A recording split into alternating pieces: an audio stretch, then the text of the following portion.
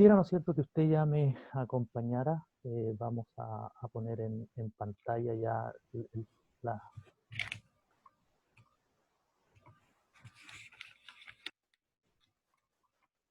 lo que queremos conversar con la ayuda del Señor Jesucristo para meditar un momento en la palabra del Señor Jesucristo. Si usted lo tiene ya ahí visto, ya, ¿no es cierto? Vamos a tomar la última parte. Pastor, ¿Sí? ¿puedo grabar, por favor? Me parece que di las autorizaciones para grabar, ¿sí o no?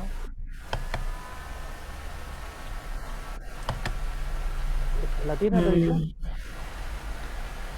Porque ya ya, había, sí. sí, porque ya la había dejado, Gracias. ya había dejado ya las autorizaciones a los que habitualmente graban, así es que lo tiene también ya ahí en su computador.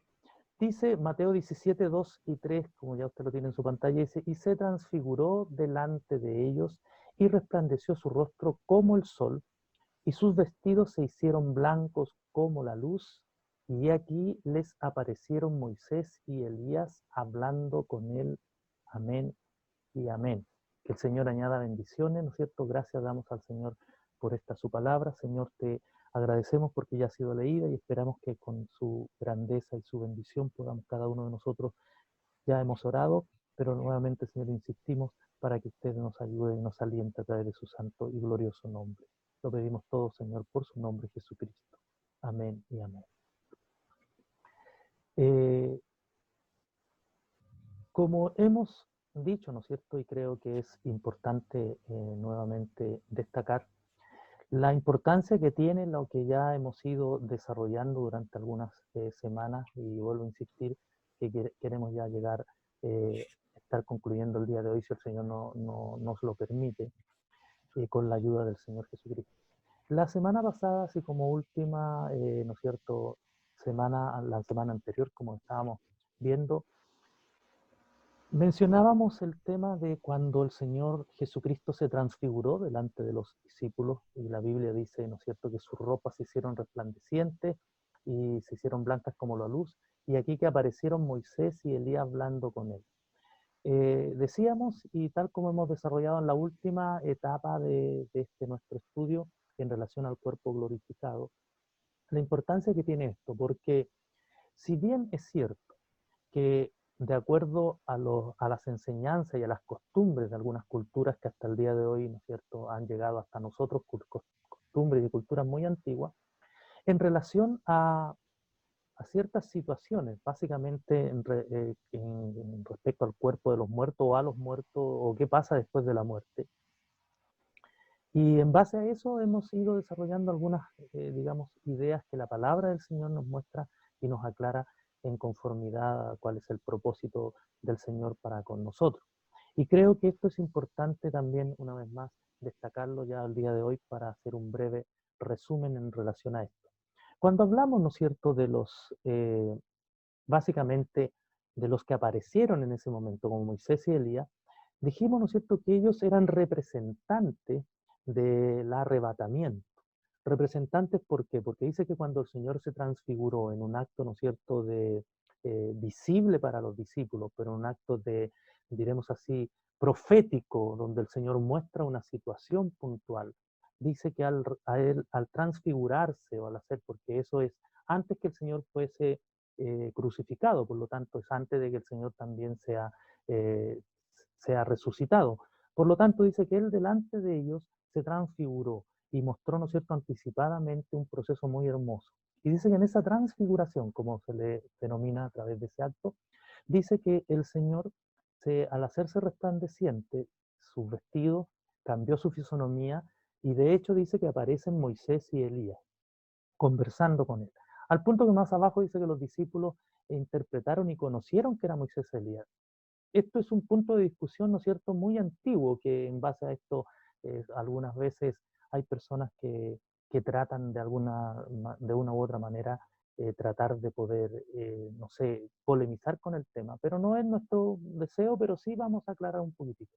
¿Cómo supieron que era Moisés, los discípulos? ¿Cómo supieron que era Elías? Si se supone de que ellos habían estado en generaciones y en milenios atrás antes que ellos, es decir, habían siglos que nos separaban a los discípulos de lo que había sido Elías y de lo que era Moisés. Nosotros entendemos de que lo más probable es de que, de acuerdo a esta descripción, no tenemos otro antecedente para decirlo, ellos entendieron que era Moisés y Elías, quizás un poco por las vestiduras y un poco por el contexto que ellos como israelitas tenían de ellos, el conocimiento que ellos, ¿no es cierto?, sabían o dominaban respecto a lo que habían sido estos dos grandes personajes, tanto Moisés como Elías. La Biblia nos señala y nos muestra de que en relación a eso, también en su momento ellos identificaron al Elías terreno, a ese Elías que de acuerdo a las Sagradas Escrituras había sido y había estado, ¿no es cierto?, con, que era Juan el Bautista. Dice que lo interpretaron o trataron de relacionar que era el mismo Elías que se había sido ascendido al cielo. ¿Por qué? Porque la profecía también indicaba que iba a venir, que no podía venir, ¿no es cierto?, el Mesías, sino antes viniera el Elías, el que preparaba el camino. Pero nosotros entendemos de que también en el concepto bíblico lo que se refería era de que aquel Juan el Bautista venía con el espíritu de aquel Elías, venía con la virtud, venía con el accionar, venía con la diremos así, la presencia de, de santificación que en él estaba, que tenía el Elías, aquel Elías que había sido arrebatado antes que de los días que mencionan los evangelios. Por lo tanto, en ese concepto y en ese sentido, la escritura se refiere a ello. Pero también, por otro lado, ¿no es cierto?, nosotros debemos entender de que cuando ellos aparecen, y en el contexto que para nosotros nos interesa destacar, están mostrando que en esa transfiguración son representantes de dos, diremos así, de dos acciones que se van a producir. La primera es porque cuando aparece Moisés en un cuerpo, que eso es lo que nos interesa también destacar, que es visible, lo mismo que Elías, obviamente el caso de Moisés está representando a todos aquellos que de una u otra manera están y han bajado a la sepultura siendo los santos, siendo aquellos que esperaban y tienen las promesas de que habían sido dadas por el Señor en relación a guardar sus vidas para una vida mejor y con un compromiso de separación con Dios. Por lo tanto, Moisés sería el representante de aquellos que fueron a la sepultura y por lo tanto van a estar y van a ser también transfigurados y van a tener también participar de esa glorificación del Señor una vez, ¿no es cierto?, cuando el Señor se los traiga en su venida. Y obviamente Elías es el representante de aquellos eh, que no conocieron la muerte o que no conocerán la muerte. Que esto también es importante destacar porque nos dijimos algunas semanas atrás y volvemos a insistir, Elías, si bien él fue arrebatado o fue, ¿no es cierto?, trasladado, eh, sacado de la tierra, Elías, ¿no es cierto?, él está en la misma condición que aquellos que están en vida aquí en la tierra, que en este caso nosotros. Es decir, están en espera de aquel momento de arrebatamiento, porque Elías al no conocer muerte, primero, no está con un cuerpo glorificado, porque el cuerpo glorificado solamente se va a entregar una vez que haya arrebatamiento.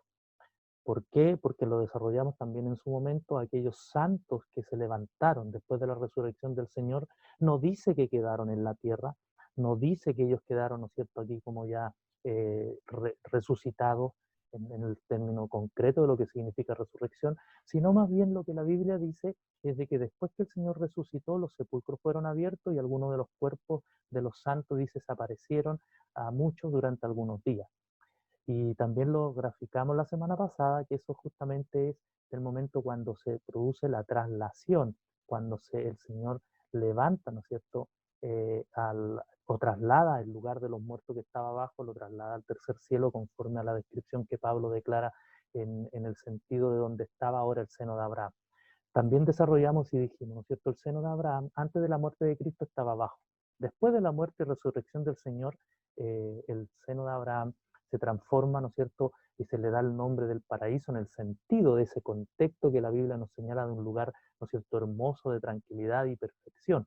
Por lo tanto, el Señor traslada ese lugar de descanso de los suyos al tercer cielo, de acuerdo a la descripción que Pablo dice en el sentido del paraíso, relacionado con las palabras que el mismo Señor Jesucristo le dijo al ladrón una vez que estaba aceptando a Jesucristo en el momento de su angustia final. El Señor le promete, le dice, hoy estarás conmigo, hoy, en este momento, en el presente. El ladrón iba a morir ese mismo día y el Señor le estaba prometiendo que ese mismo día él iba a estar en otro lugar que era llamado con el nombre paraíso. Y que Pablo más tarde lo declara que sería no otra cosa sino el lugar de descanso en el tercer cielo para los suyos. Por lo tanto, en el caso de Moisés y Elías está hablando del arrebatamiento y está hablando justamente de ese lugar especial.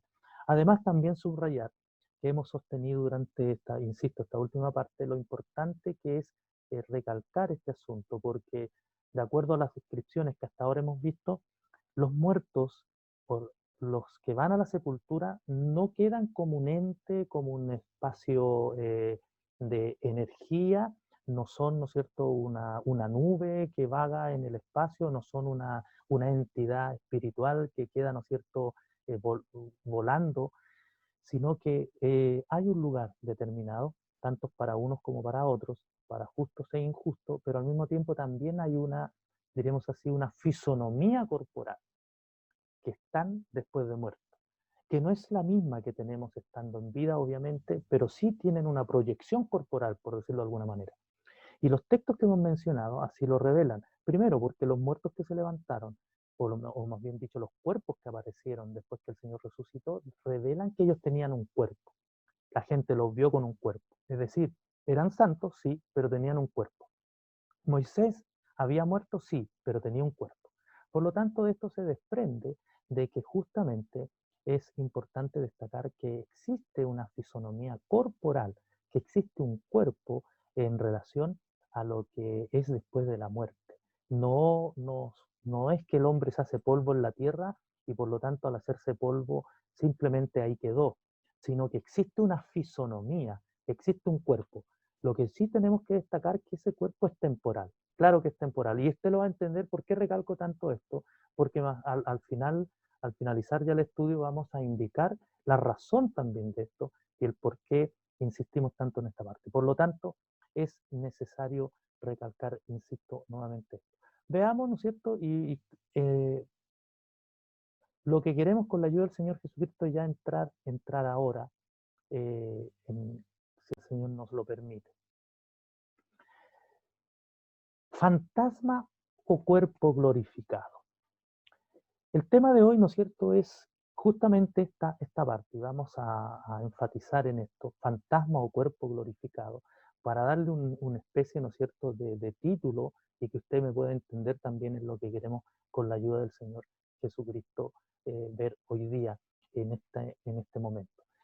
¿Por qué hemos tomado esto? Fantasma o cuerpo glorificado.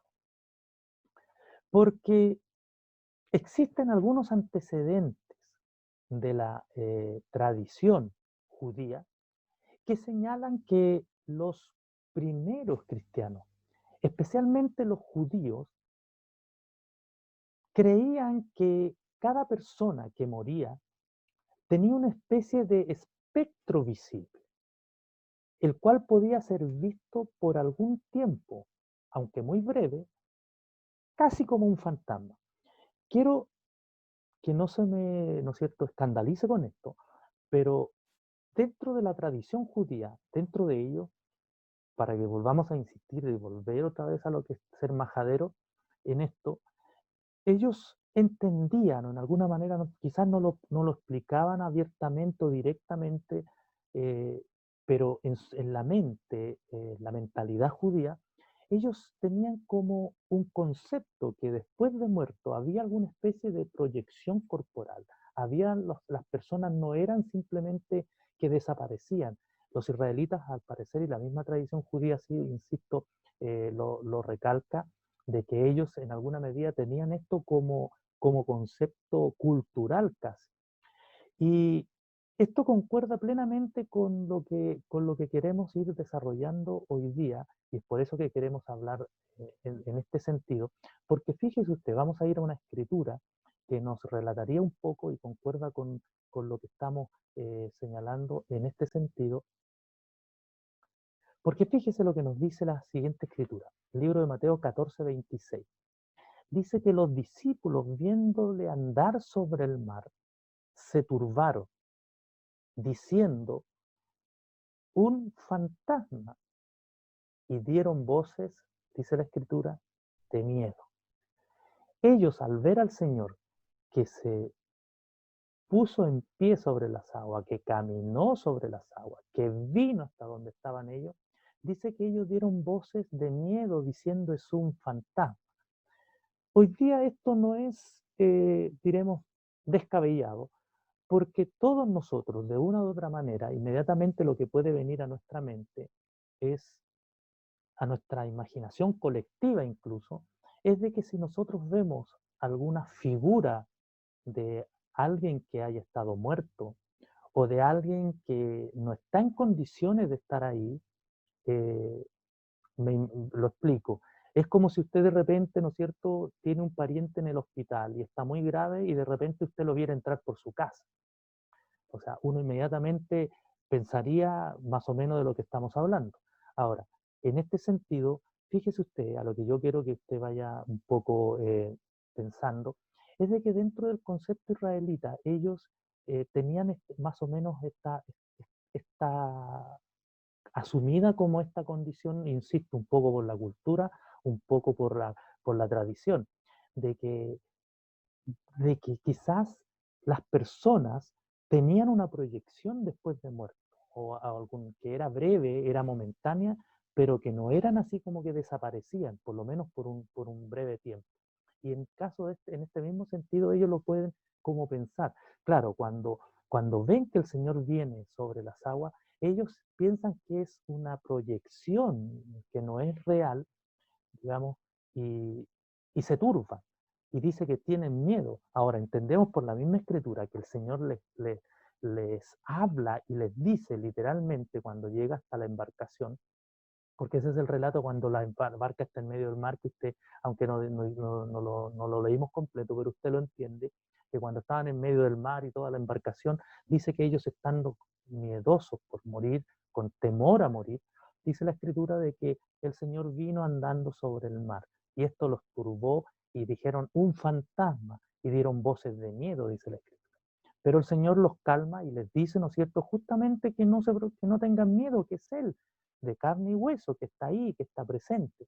Al punto que dice de que usted también conoce el relato, que uno de los que no es el tema de nuestra conversación, que ahí también encierra otra situación que muchas veces se ha discutido, pero la escritura dice, ¿no es cierto?, de que uno de los discípulos le dice, Señor, si eres realmente tú, manda que yo vaya, es decir, como para tener la certeza que es así, es decir, la seguridad, porque yo sé que tu voz es potente, yo sé que tienes autoridad, pero si eres realmente tú, manda que yo vaya.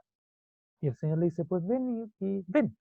Entonces, la escritura nos enseña la importancia de lo que tiene en el fondo el poder desarrollar esto. En parte, lo que acabamos de decir explicaría por qué también los discípulos, es decir, en base a este concepto que ellos tenían, en base a que tal vez los israelitas como tal tenían digamos, este pensamiento preconcebido de que después de la muerte, insisto, tal vez no hay una escritura clara que diga que ellos crean esto, pero por lo que vamos en la escritura desarrollando y por lo que es la tradición, se menciona que esto, ¿no es cierto?, estaba como dentro, arraigado como dentro de los judíos.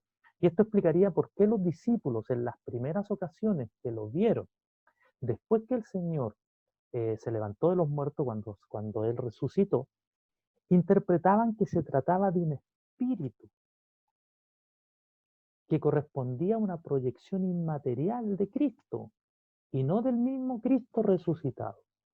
Es decir, y vamos a ver en algunas escrituras, que el Señor después de su resurrección, después que se levantó de los muertos, después que se levanta con un cuerpo glorificado y dice que le aparece, va donde ellos, dice que cuando Él aparece, obviamente los discípulos en primera instancia piensan que el Señor es un espíritu, piensan que no es Él, piensan, ¿no es cierto?, que es una, diremos así, una proyección fantasmagórica, que no es Él, que es como quien dice una proyección espiritual de Él. Ahora, piense usted esto, piensan que es una proyección espiritual de Él. ¿Por qué?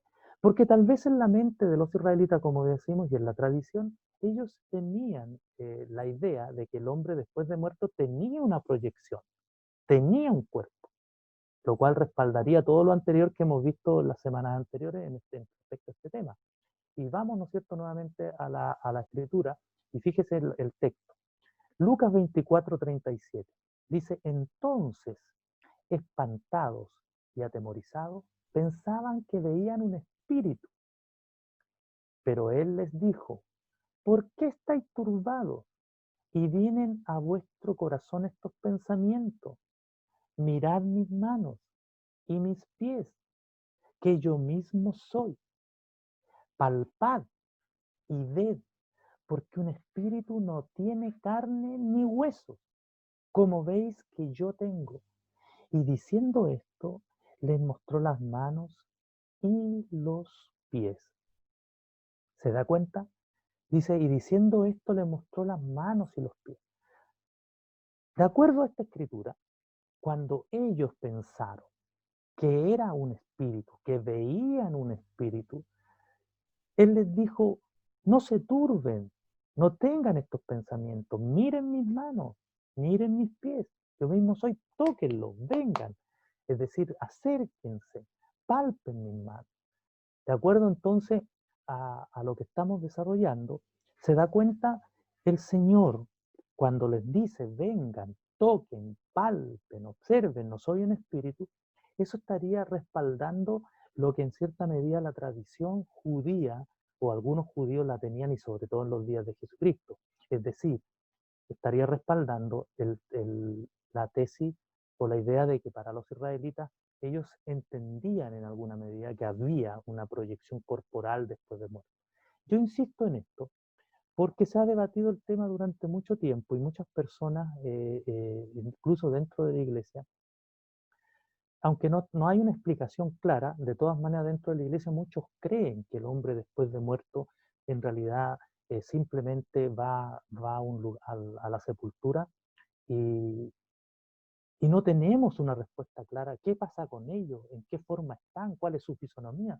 Pero insisto, de acuerdo a lo mismo que hemos ido viendo con cautela, con detenimiento, con tranquilidad, vemos de que sí podemos deducir y aclarar, y de acuerdo a las mismas escrituras, de que sí había una proyección corporal, sí tenían un cuerpo. Más aún, los israelitas incluso hasta creían que las personas después de muerto tenían una proyección corporal.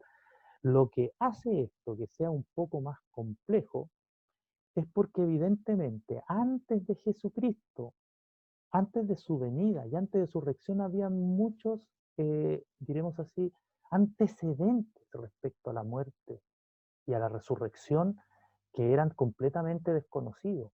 Es decir, los discípulos están ellos pagando el precio inmediato de lo que estaba ahí ocurriendo en el sentido de que todavía antes del Señor Jesucristo había muchos detalles que no solo se desconocían, sino que simplemente el hombre común ni siquiera los manejaba. Recuerda ustedes que muchos de los sentidos espirituales, y diremos así proféticos, ni siquiera estaban abiertos libremente al pensador común y corriente.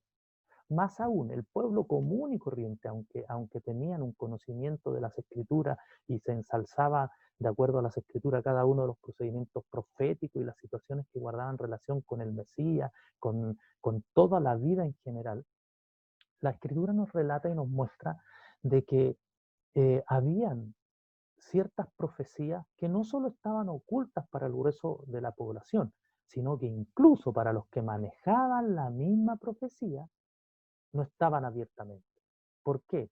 Porque habían cosas que estaban selladas y no era para el tiempo, ¿no es cierto?, de la antigua dispensación. No eran para la época de los patriarcas y mucho menos fueron aunque muchas veces los patriarcas dijeron cosas, los patriarcas hicieron cosas que ellos en alguna medida cobró importancia más tarde con la revelación de la misma venida del Señor Jesucristo, pero eso también nos recuerda de que muchas veces hay cosas escritas en las Escrituras que nosotros las entendemos hoy día porque tenemos frente a nosotros ya una batería de antecedentes que en el Antiguo Testamento no se tenía. Por eso es de que tenemos que entender de que la revelación de la palabra del Señor es mucho más explícita hoy día. En el Antiguo Testamento habían cosas que eran implícitas, estaban ahí, estaban insertas, estaban escondidas, estaban dentro, pero no abiertamente desconocidas. No abiertamente la gente las sabía ni no las dominaban. Los profetas hablaron de ciertas cosas que en ellos ocurrieron, pero que ni siquiera a veces eran para ellos. Y usted lo ha leído muchas veces. El caso, por ejemplo, de David. David, en sus salmos, en los cantos que él tuvo, muchas veces habló en un sentido mesiánico y habló de los sufrimientos de Cristo. Y cuando él habla, ¿no es cierto?, de aquellos sufrimientos que usted ha leído en muchos de los salmos, obviamente él lo estaba hablando sin siquiera saber. En su sentir lo interpretó así. Y por el Espíritu lo dijo, pero David ni siquiera entendía el verdadero sentido de lo que en sus palabras estaba saliendo. ¿Me entiende? Cuando David, por ejemplo, señala y dice, ¿no es cierto?, que había sido herido y que los enemigos lo habían destruido, pero sin embargo no dejarás que tu santo vea corrupción, no dejarás mi cuerpo en el sepulcro, en el Seol, ¿no es cierto?, en el Hades, que son algunas expresiones que se refieren, tienen doble interpretación, que no quiero irme en esto porque no quiero salirme de contexto, pero algunos dicen, bueno, pero el Hades es una cosa, el Seol es otra cosa, el sepulcro es otra cosa. La verdad es que la mayoría de estos términos a veces tienen por lo menos más de una descripción. Puede significar lugar de sepultura, como también puede significar, en algunos casos, ¿no es cierto?, lugar de retribución final. Es el caso del Hades. Por eso es que hay algunas culturas que enseñan de que el Hades exclusivamente es el sepulcro. Pero podemos probar bíblicamente que muchas veces la palabra Hades es usada y no revela lugar de sepulcro, sino revela un lugar de una retribución final que es mucho más profundo que el sepulcro. Por lo tanto, la misma palabra Hades, que, ¿no es cierto?, en griego significa sepulcro, también puede significar infierno, de acuerdo al contexto bíblico de la palabra del Señor. Por lo tanto, cuando David utiliza no me dejarás mi cuerpo en el Seol, hebreo, en el Hades, griego, o en el sepulcro, latino, en el caso nuestro, cuando él utilizan esas expresiones, no dejarás mi cuerpo en el sepulcro, ni que tu santo vea corrupción, obviamente David estaba hablando proféticamente, pero lo que David estaba hablando él ni siquiera lo entendía. Por ello es que debemos entender entonces que muchos de los conceptos que la palabra del Señor en el Antiguo Testamento nos aparecen mencionados, para muchos de los israelitas ni siquiera, ¿no es cierto?, era de conocimiento masivo, sino más bien desconocido. Por eso es de que cuando Jesús descorre el velo sobre muchas cosas, eh, aparece la problemática que muchos de ellos, de los discípulos, tienen que estar como en primera persona dando testimonio de ciertas cosas en su sentir y que hoy día nosotros los vemos claramente porque ellos no tuvieron la misma claridad que usted y yo tenemos hoy día. Y eso, ¿no es cierto?, Eh, tomando la expresión de tal vez de nuestros padres o de nuestros hermanos o de nuestros antepasados, tendría que pegarse con una piedra en el pecho, porque hoy día, nos guste o no, queramos aceptarlo o no, hoy día nosotros tenemos una revelación que es maravillosa y que generaciones antiguas, incluso los santos hombres de Dios, no conocieron. Siendo aún mucho más, hilando más fino todavía, la Biblia nos enseña que el apóstol Pablo, siendo el apóstol de los gentiles, fue a quien el Señor más revelaciones dio, incluso más que aquellos que anduvieron con él en carne. El Señor le abrió los sentidos a los discípulos, les mostró, ¿no es cierto?, profundidad de cosas, una cantidad, ¿no es cierto?, de cosas especiales y maravillosas. Pero la Biblia nos señala, está entrecortado, ¿no? El sonido, ¿no? Ya. Les mostró una cantidad de cosas a los discípulos abriendo su sentido, pero hubieron otra cantidad que quedaron ocultas, que no las vieron ellos, pero el Señor a Pablo sí se las dio. Por eso es que la semana pasada también declarábamos, Pablo tiene una expresión cuando él dice que para que la grandeza de las revelaciones no lo exaltasen descomedidamente, en otras palabras, para que él no se le suban los humos a la cabeza, el Señor les dejó un aguijón para recordarle que él era humano como el resto, pero dice que el Señor le había dado una cantidad de revelación y por eso cuando nosotros hablamos de temas como estos, debemos entender de que alguna de las personas que más hablaron sobre estos temas profundos fue el apóstol Pablo, porque el Señor descorrió el velo después de su muerte y su resurrección y por ende también, ¿no es cierto?, es lo que entrega a los suyos, en este caso a través de los labios de Pablo.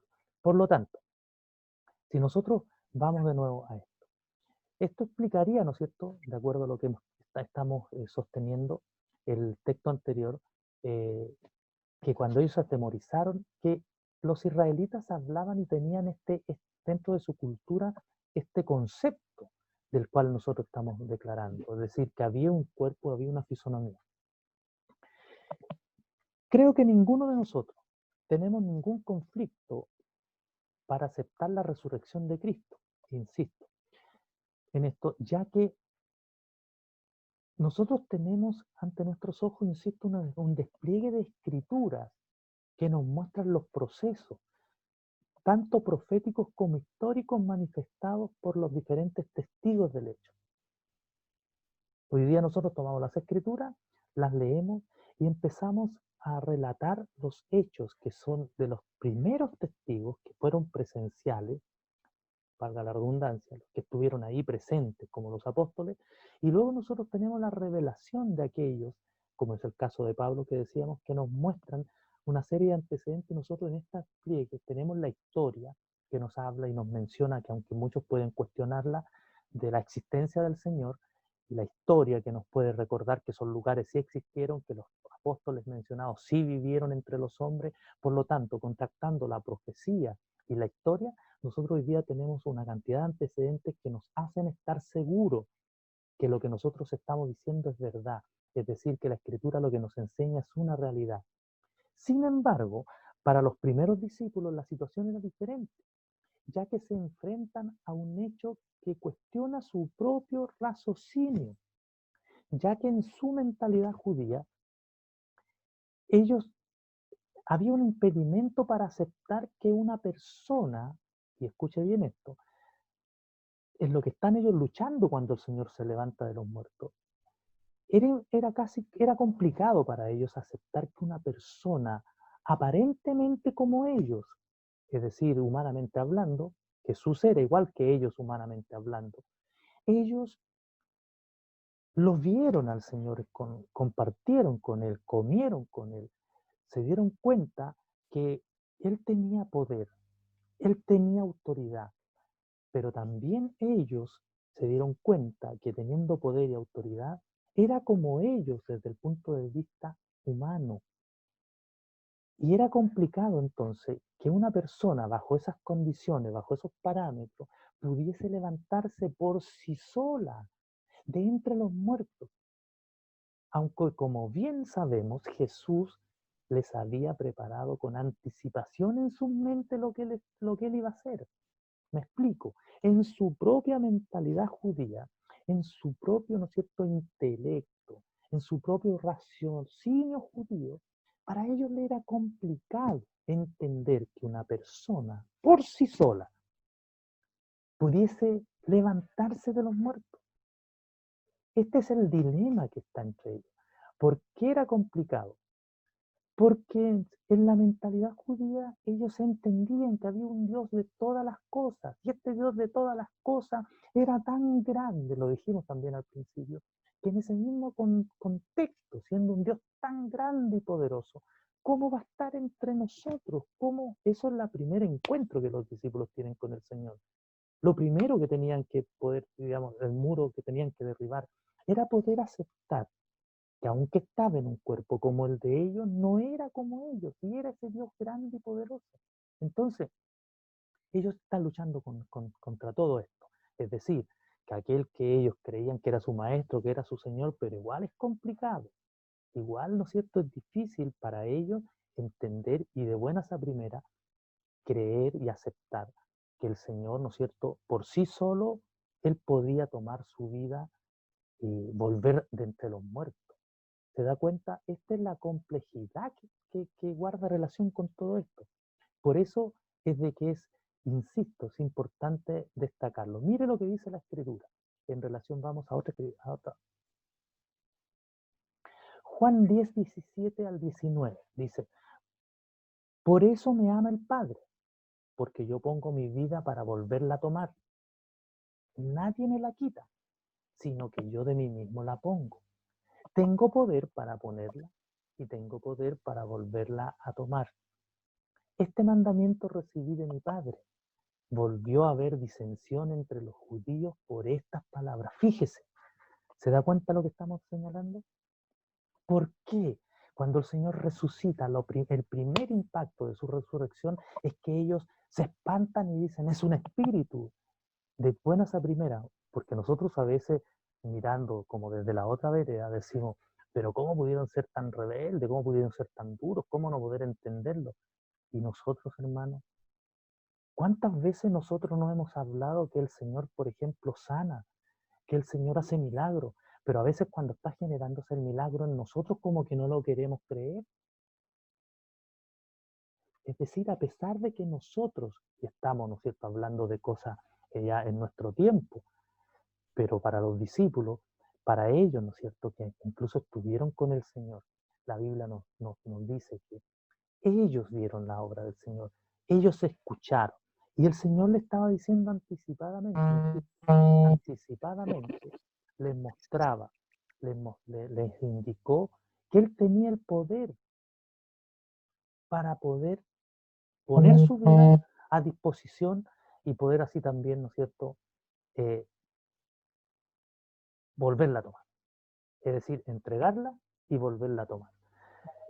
Creo que es imperativo poder señalar y poder indicar esto, porque ellos estaban en esa situación.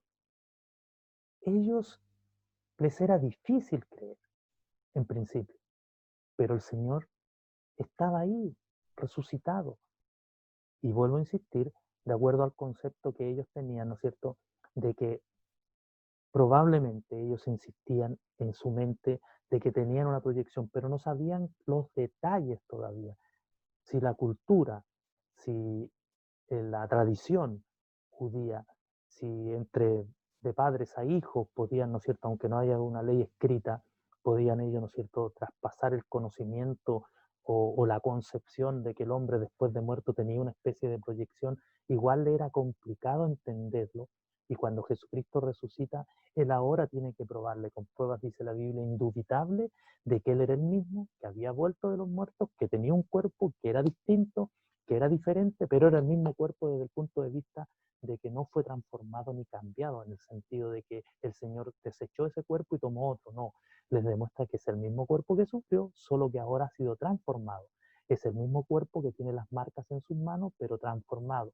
Es el mismo cuerpo que estuvo, ¿no es cierto?, en el Calvario, pero ahora resucitó, pero glorificado.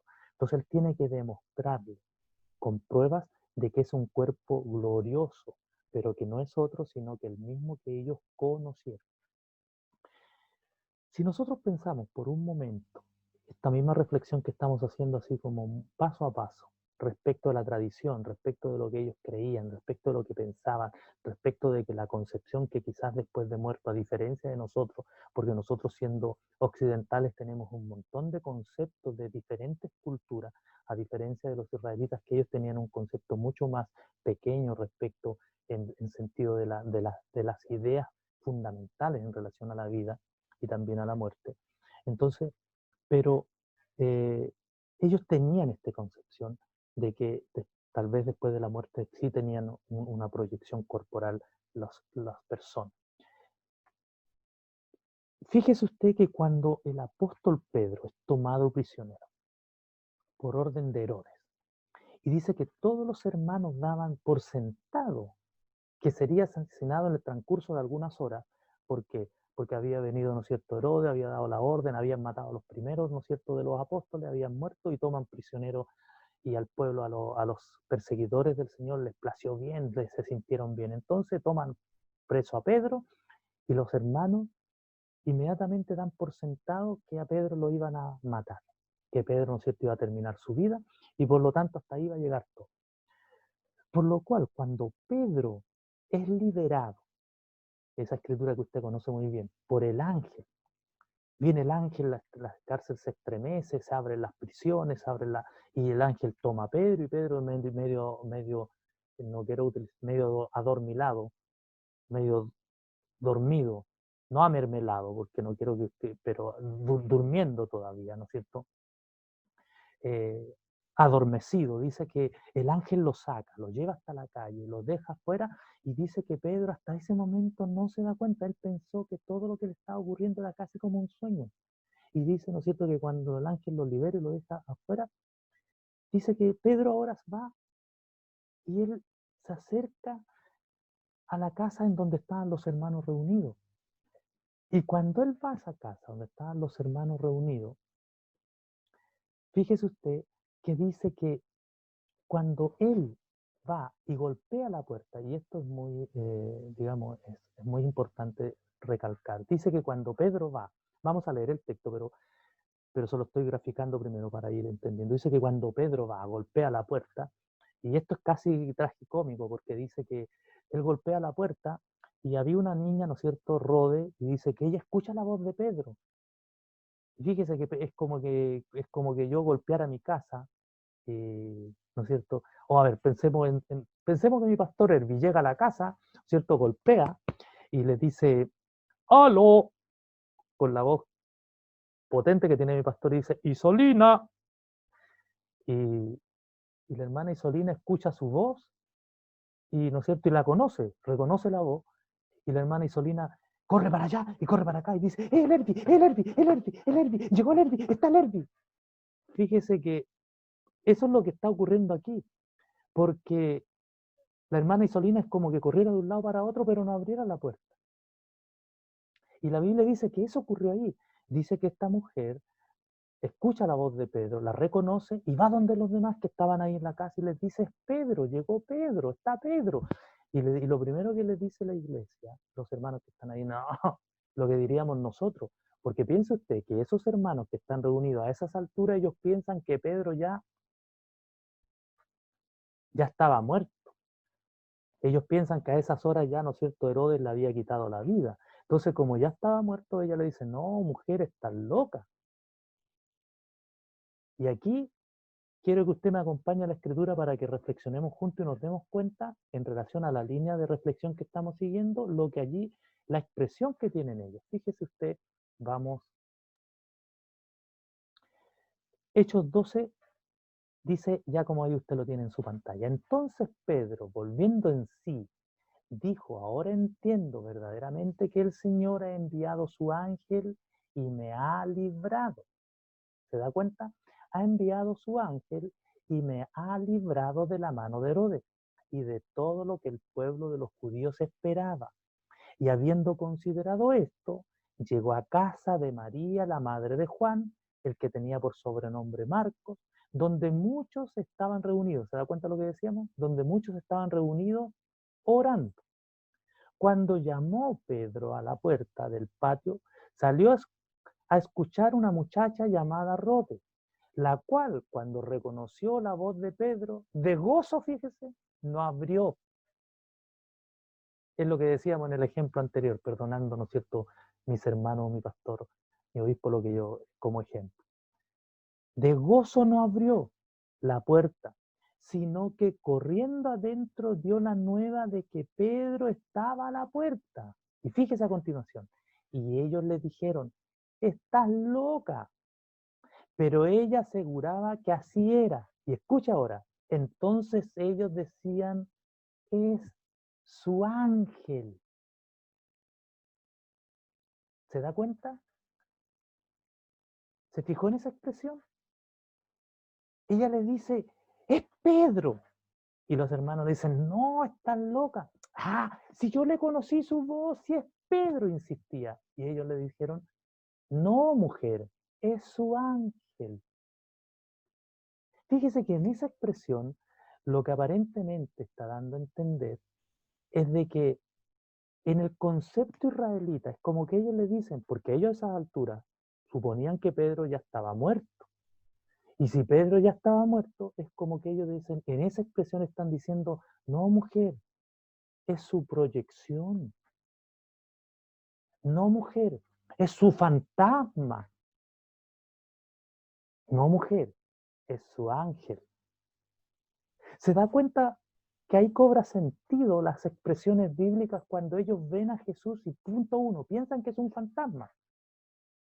Punto dos, piensan que es un espíritu cuando resucita de los muertos.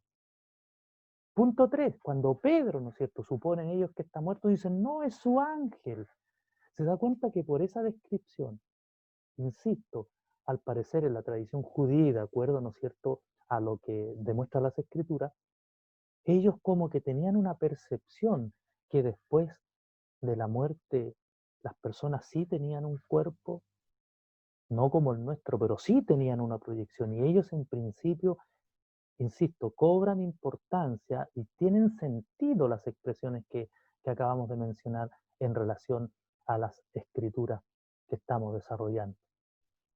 Por eso creo que es tremendamente importante reconocer e insistir en esto.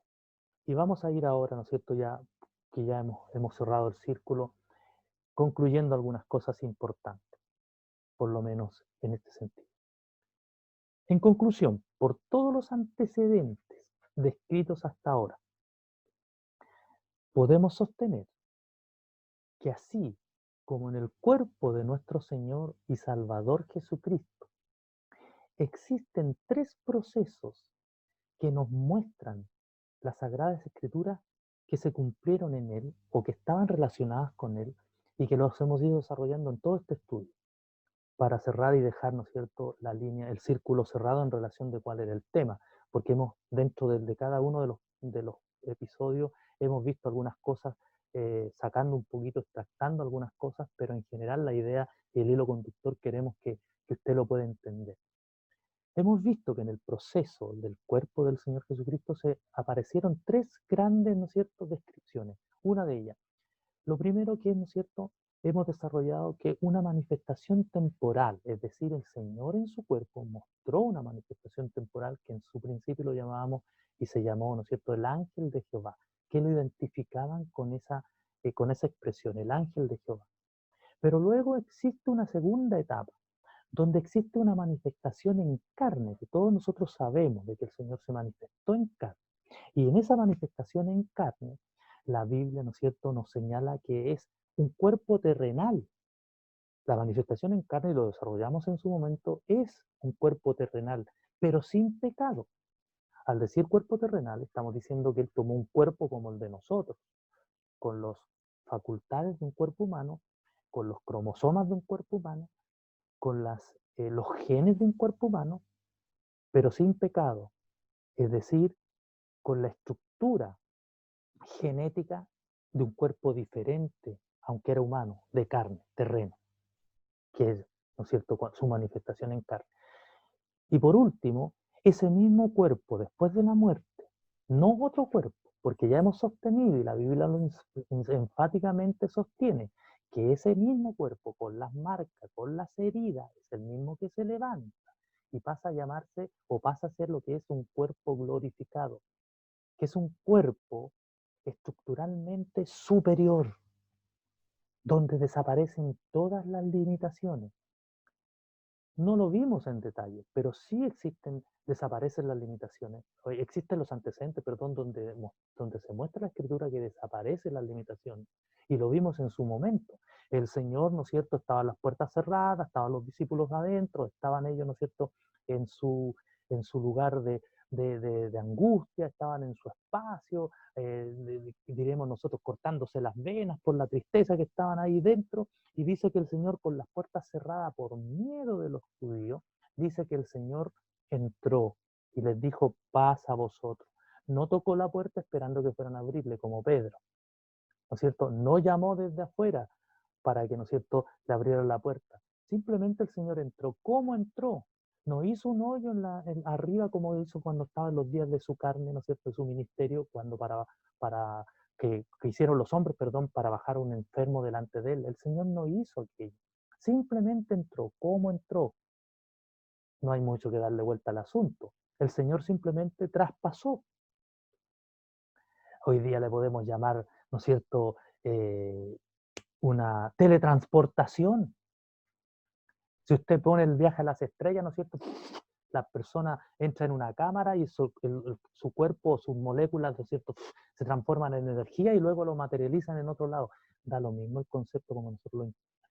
Pero lo que dice la Biblia que sí, que el Señor no necesitó la puerta, Él simplemente traspasó, entró, sin que, ¿no es cierto?, la gente se diera cuenta cómo entró, pero Él lo hizo. ¿Por qué? Porque su cuerpo tenía esas condiciones, porque Él lo podía hacer. Habían desaparecido las limitaciones de un cuerpo terreno y mortal, como la Escritura nos relata que tenemos todos los hombres, los que venimos con la imagen de ese primer Adán. Por lo tanto, de acuerdo a esto, claramente ese cuerpo es especial, es diferente. La Escritura nos dice que con los caminantes de Maús el Señor estuvo con ellos, caminó, los acompañó, oró por los alimentos, dieron gracias, y cuando hubieron dado gracias lo partieron. Y dice que una vez que lo partieron, dice que sus ojos fueron abiertos, y cuando sus ojos fueron abiertos, Él desapareció. ¿Se da cuenta? A aquellos que les gustan estos términos así un poco más fantásticos y estas voladas, se desmaterializó, claro. El Señor tiene ese poder, lo pudo hacer, porque un cuerpo glorificado no está limitado a las variables del tiempo y del espacio. ¿Y ocurrió? Sí ocurrió. La Biblia dice, ¿no es cierto?, que ese cuerpo, él tenía esas limitaciones, o perdón dicho, habían desaparecido esas limitaciones que el cuerpo terreno tiene constantemente. Por lo tanto, esas son las características de este cuerpo, que el Señor nos muestra en su propio cuerpo. Pero ahora piensen lo siguiente. En el ser humano también se cumplirían estos tres procesos. Nuestro cuerpo actual, el que tenemos ahora, correspondería al cuerpo terrenal, a ese cuerpo que la misma Escritura dice que se humanizó, se hizo carne. Nosotros ya tenemos un cuerpo terrenal, que sería, ¿no es cierto?, el que tenemos actual. Pero luego vendría un cuerpo temporal, que es aquel que tienen las personas una vez que han traspasado los límites de la vida, es decir, la muerte. Un cuerpo temporal. Y por último, el cuerpo glorificado que recibiremos después del arrebatamiento o resurrección según corresponda. ¿Se da cuenta? ¿Por qué? Obviamente, y aquí hay que señalar y ser enfático, obviamente el cuerpo temporal, no todos pasan por este proceso. ¿Por qué? Porque el cuerpo temporal está determinado para aquellos que han bajado a la sepultura, obviamente, de acuerdo a la descripción que aparece con Moisés. Pero dice la Escritura de que hay unos, por eso es que Pablo cuando dice en 1 de Tesalonicenses capítulo 4, que con voz de mando y con voz de arcángel y con trompeta de Dios, y etcétera, el Señor descenderá del cielo y dice: los muertos en Cristo resucitarán primero, luego nosotros los que habremos quedado seremos arrebatados. Es decir, van a ver, y espero que esa es nuestra esperanza, que algunos de los que estamos aquí no pasaremos por el temporal, sino que estamos en el físico, en el terrenal ahora, en el corpóreo natural, pero el Señor nos transformará dándonos un cuerpo glorificado en el momento de la transportación de los santos o el arrebatamiento. Por lo tanto, los procesos que en el cuerpo del Señor se dieron están de una u otra forma dados en nosotros. Es decir, Él da el ejemplo y nos muestra que también no somos un ente, que las personas y los santos después que mueren no son una energía, no son una masa, no son una nube, no son un ente espiritual que anda vagando, sino muy por el contrario. Bajo ese concepto, la Biblia nos enseña entonces que nosotros también tenemos una esperanza. Y la esperanza, dice la Escritura, si Cristo son las primicias, luego los que son de Cristo en su venida. Por lo tanto, si en el Señor la Biblia nos relata que Él resucitó, también siendo el primero de los muertos, el primogénito, vendrán otros. Y esa es nuestra esperanza. Que el Señor Jesucristo les bendiga, que el Señor, ¿no es cierto?, nos llene de gracia. Vamos.